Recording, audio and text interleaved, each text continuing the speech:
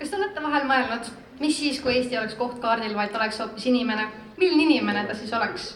Kas ta oleks vaikne ja analüüsiv või hoopis suur enesekindel, kes lööb kõik uksed jalaga lahti ja teatab siis, ma olen saabunud? Eks me kõik näe Eestit erinevalt, aga üks on kindel, ta ei ole täiuslik. Tal on omad hirmud, tal on mured ja tal on ka vead, täpselt nagu meil kõigil.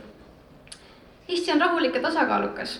Ta mõtleb pikalt ja analüüsivalt ning ei langeta otsuseid puhtalt emotsiooni pealt. Ta on natuke nagu inimene, kes on palju näinud ja seetõttu ka veidi ettevaatlik.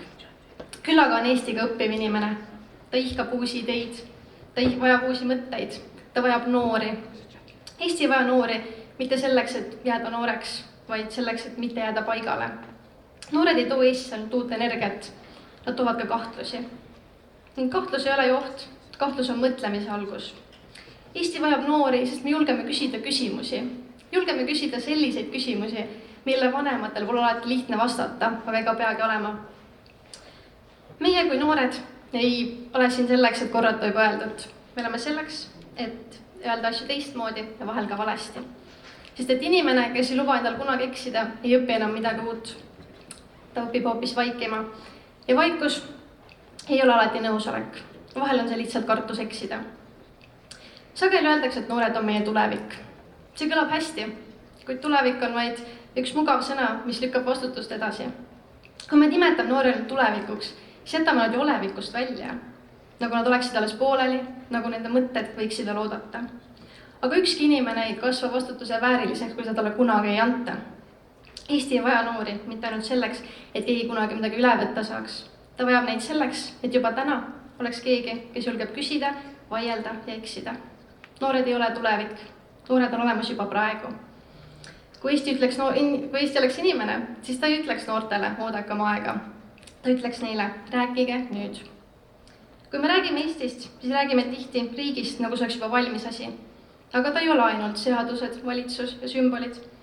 Eesti on ka see, kuidas me koridoris üksteisest iga päev möödume. Kas me märkame? Kas me julgeme sekkuda, kui keegi on üksi? Kas me julgeme öelda oma arvamuse välja ka siis, kui hääl natuke väriseb? Ma olen ise kogenud, mis tunne on mõelda, mis minu arvamus ikka loeb, kui lihtne on vaikida, sest keegi teine räägib nagunii. Aga iga kord, kui me valime vaikuse ainult sellepärast, et see on turvalisem, siis jääb Eesti natuke vaiksemaks koos meiega. Ja võib-olla ongi täna kõige tähtsam küsimus see, milline inimene mina olen selles Eestis. Kas ma julgen kaasa rääkida? Kas ma julgen kaasa mõelda? Kas ma julgen eksida ja siis kohe uuesti proovida? Eesti ei alga riigipiirist, Eesti algab meist. Ta algab sellest, kas me hoolime, kas me kuulame, kas me julgeme olla ausad isegi siis, kui selle alati kõige lihtsam tee. Vabariigi aastapäeval ei soovi me Eestile ainult edu ja jõudu. Me soovime talle tarkust kuulata, julgust muutuda ja mis kõige tähtsam, et Eesti saaks meid usaldada. Et ta saaks loota sellele, et me ei vali vaikust mugavuse pärast, et me ei jää paigale hirmu pärast ja et me ei oota õiget aega, vaid me loome selle ise. Palju õnne Eesti, me ei ole sinu tulevik, me oleme sinu tänane päev ja just täna valime meie, milline inimene sa oled. Aitäh!